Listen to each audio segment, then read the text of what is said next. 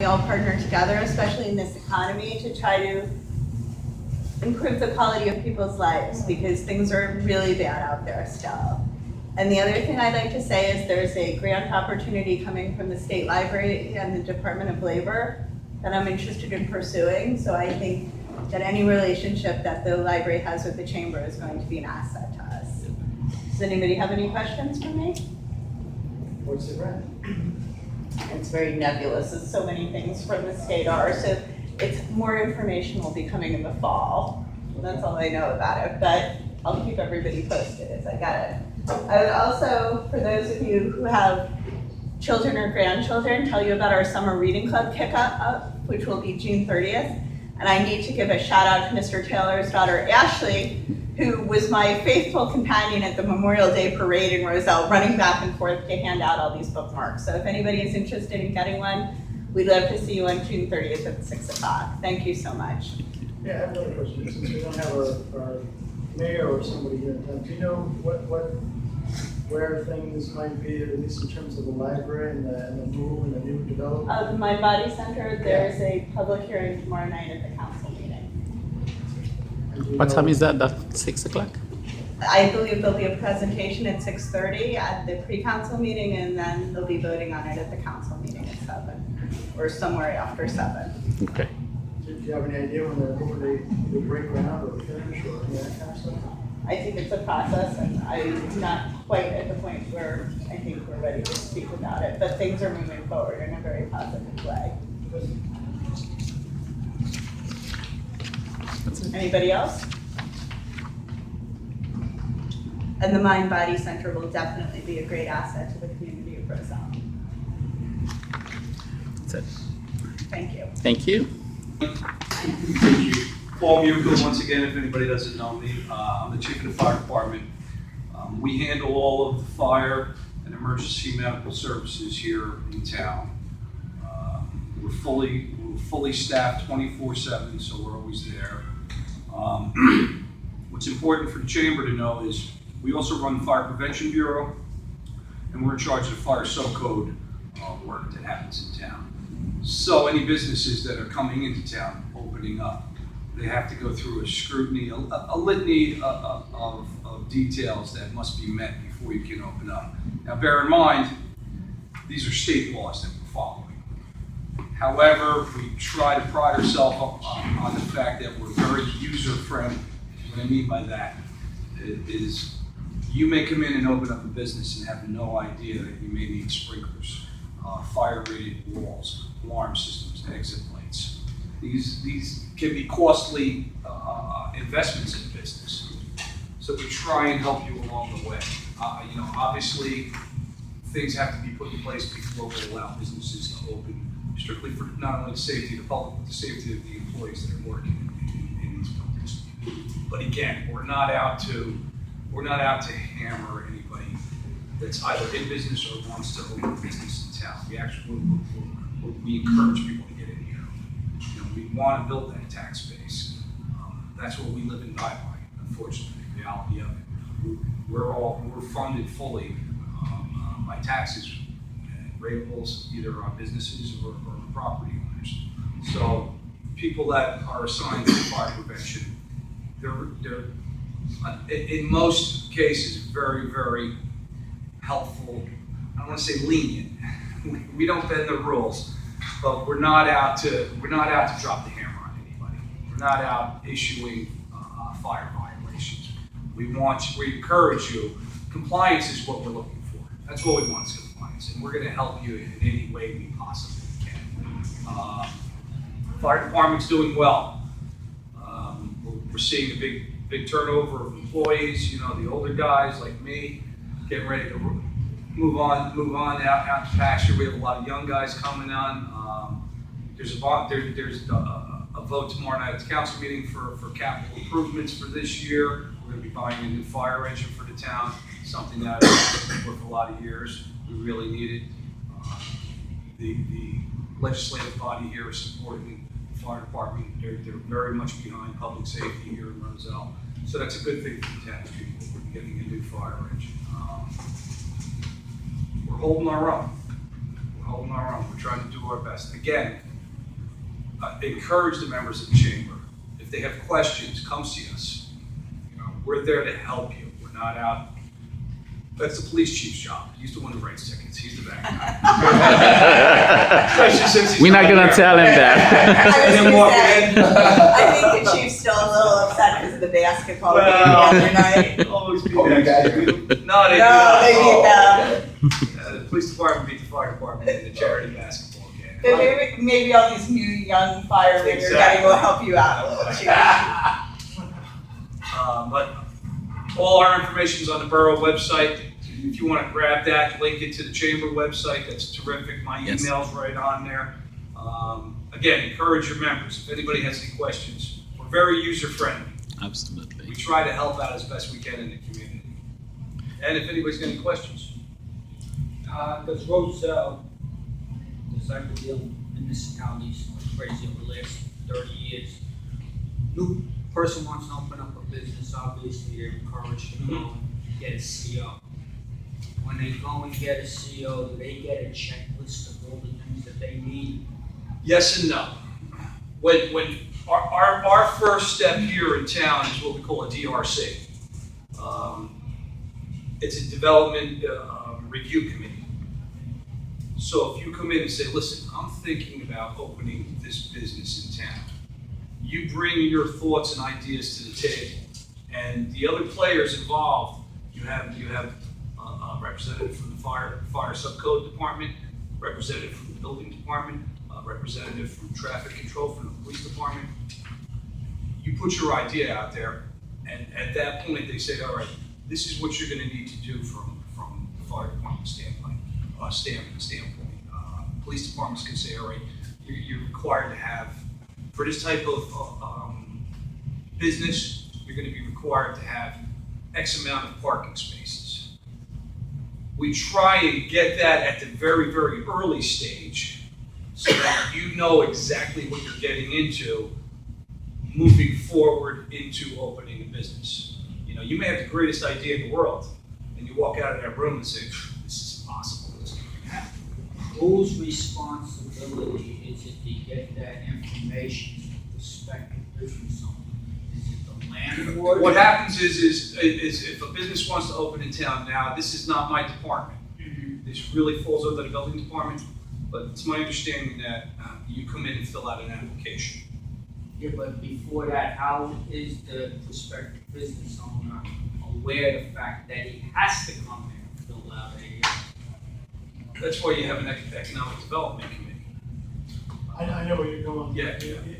If you just come to one of the buildings that are renting an office or two or something, you can go and rent an office. And you may not be aware of all the kind of stuff you're talking about until you start to open the business, and then somebody comes along and says, they're like, hey, where's that landlord telling me all this kind of stuff, and he's not. Well, that's good. You've got Valerie in the Chamber of Commerce. Valerie's been around a long, long time. She has a vast knowledge of what has to occur and what goes on. And hopefully she's passing that along to prospective renters in North Park. Good to meet you. Yeah. It's to the pretty quick push. No, you can sit anyway. Okay, I gotta go to the town and bring up some of these questions. We see a lot of mom and pops that come up too. But in theory, I mean, if you're looking to open a business, I don't know, it's irrelevant what municipality you're in. You really need to stop in City Hall and say, what exactly is it I'm required to do? Again, that's incumbent upon, I know, you know what I mean? Again, there's mom and pops that come up all the time too. But generally, once they get to City Hall, we'll move them into the right direction. And then we'll get them into the DRC, we'll tell them what has to be done. And obviously, no one's supposed to move into any building, whether it's residential, commercial, industrial, until they have a certificate of occupancy. I hope I answered your question. No, you answered my question.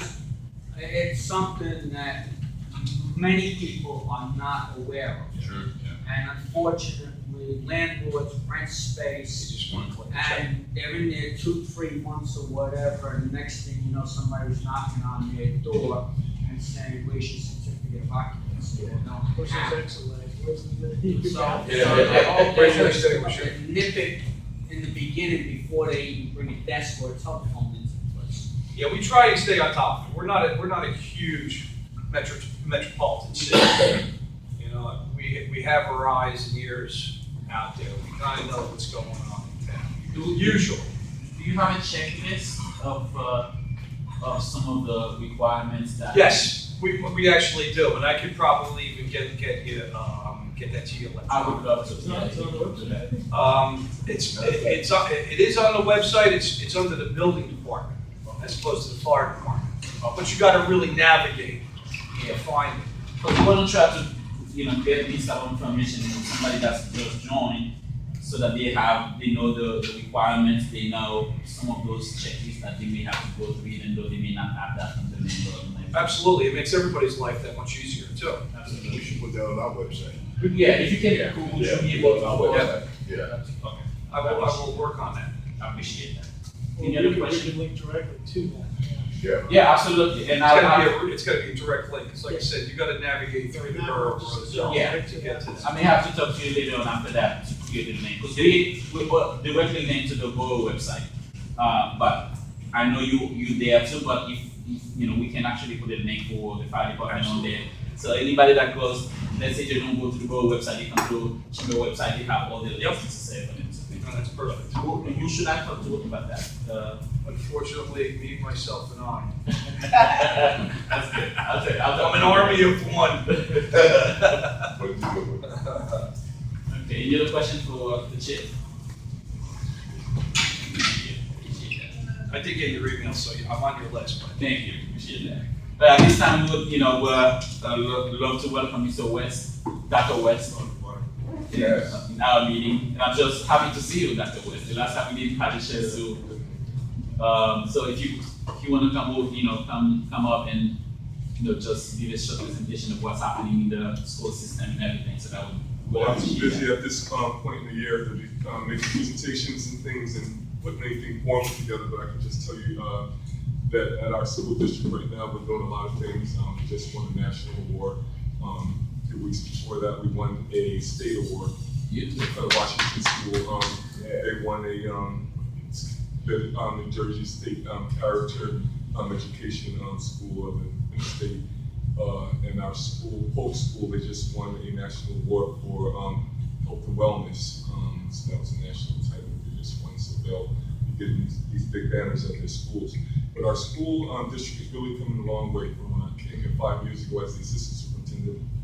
And that is my 4th year as a superintendent. Our test scores have improved. Every single one of our schools is showing tremendous growth and student progress in all areas, both language arts, literacy, and math. We just finished taking this monumental test called the PARC, which has really caused so much chaos because it's taken so much of our teaching time away, and we spend so much time with this PARC test assessing students now.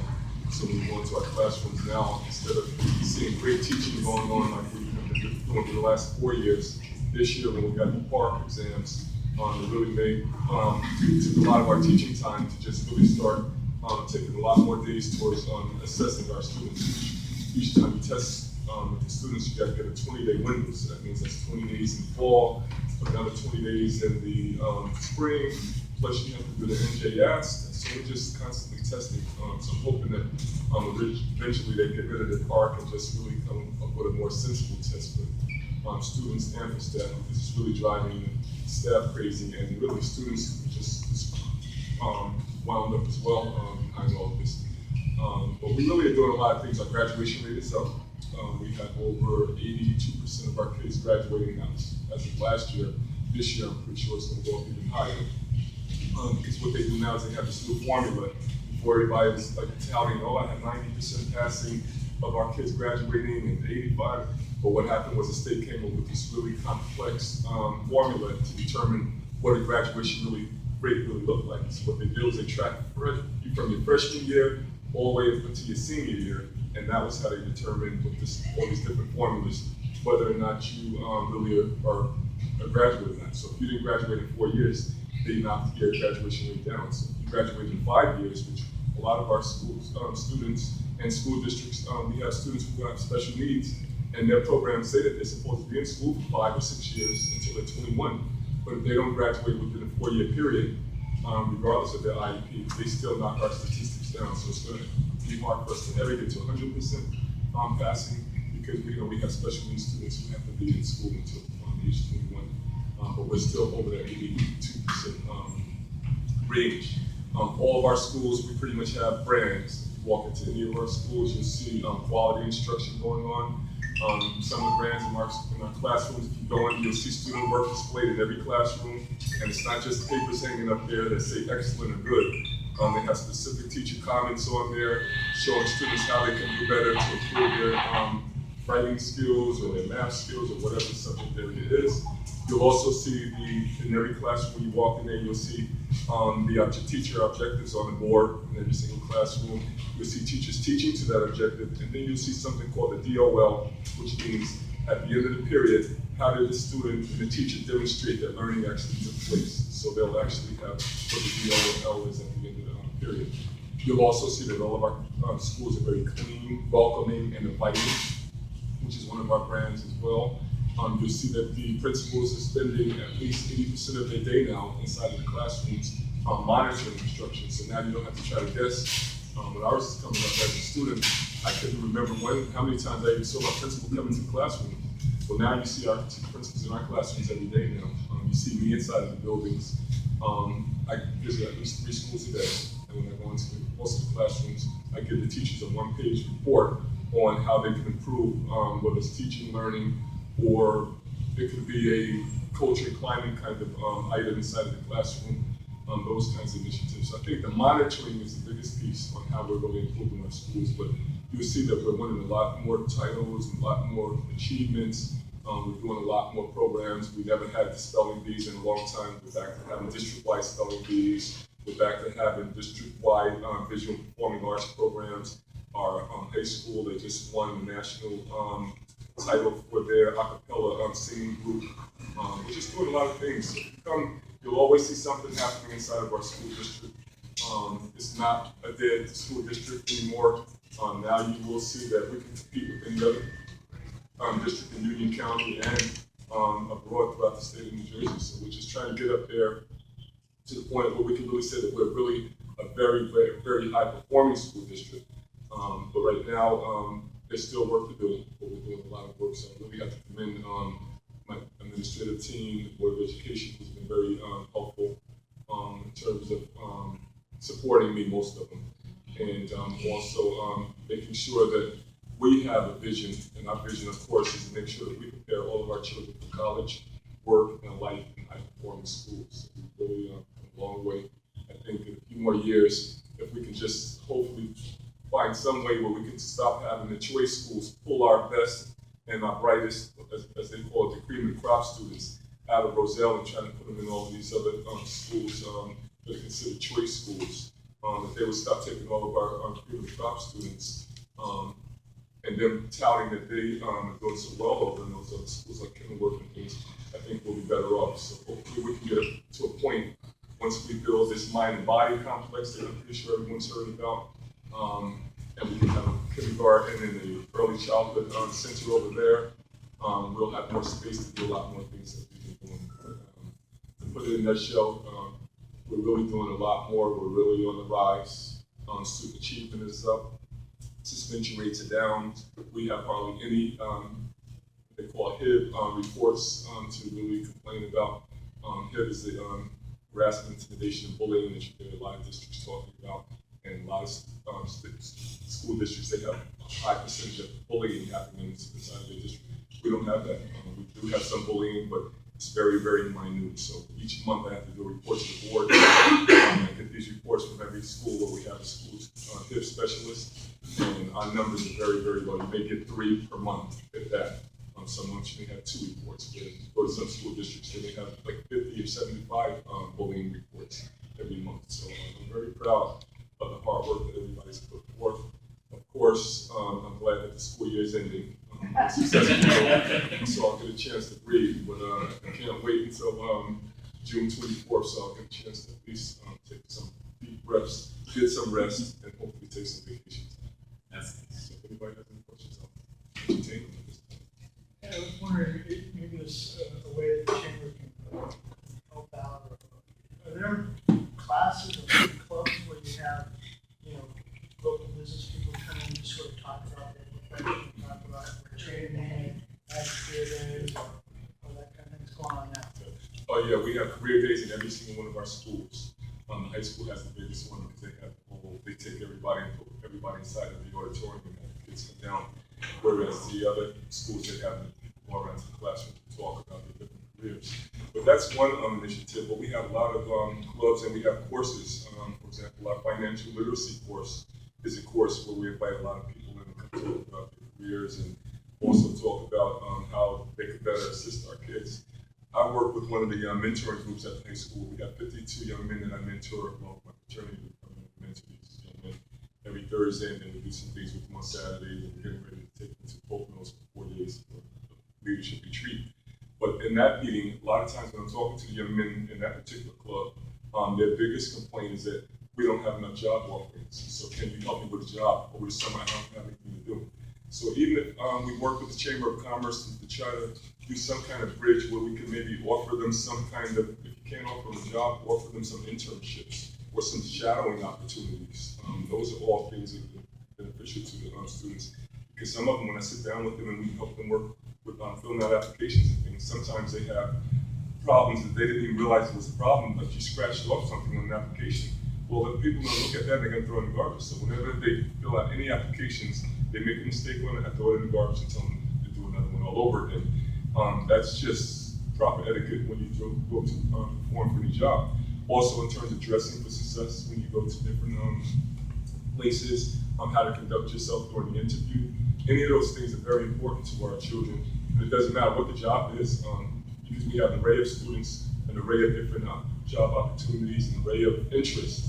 And if you have anything from the Chamber of Commerce where you have an opportunity for our kids to shadow for a particular day, if we want to have a shadowing day or an internship or even job opportunities, and if you don't have job opportunities, if you can help us move them in that direction, that would be great. But we have so many clubs with a lot of our students in the various clubs that the entrepreneurship club and a lot of the other functions, the male mentoring program, the female mentoring programs, the junior achievers, all those clubs would be good for people to come and just talk about their careers and also what they can offer to our children in terms of job employment, career readiness, all those things would be very helpful. Well, I know you have a lot of extra time, but is there anybody else that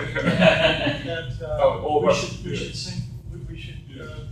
Every school has a career coordinator, and it's usually the guidance counselor in the school counselor. Should we reach out to local principals and just let them know who we are?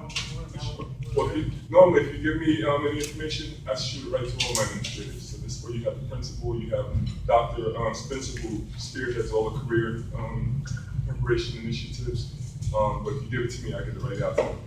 I get about 175 emails a day, but I don't leave my office until I go through each one of them. So if you can get that to me, I'll be more than happy to share that with my principals. This way they know that it's coming from a legitimate source. Thank the Chamber of Commerce. I wanted to come today just to let you know that the kids are asking, like, what is out there for us. We're looking for jobs, we can't find them. And we are doing a lot of preparation, and we're trying to do internships with the kids because you may just have some kind of job where you just need some assistance from a kid. Well, they're doing the free internship for you, but at least they're gaining some experience as well. That's who we are, but I do thank everybody. I want to be here. I know a lot of the faces that I've seen throughout my time in Roselle, and this is my 5th year in Roselle. I'm looking forward to another great 5 years.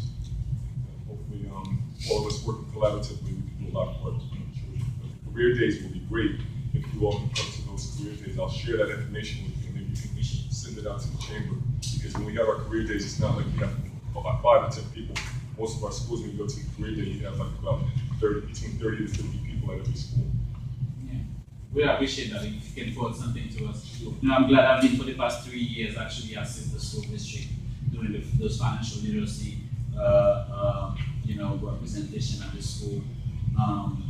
It's been very helpful for the parents to have that level of information, and we really thank you for allowing us to do that. I think on the pieces that you're talking about, we have something called the Parent University, and that's where we actually empower parents. And you've been there to talk to them about financial literacy. We always talk to them about really meaningful topics that really can benefit them and help them not only with themselves but also with their children.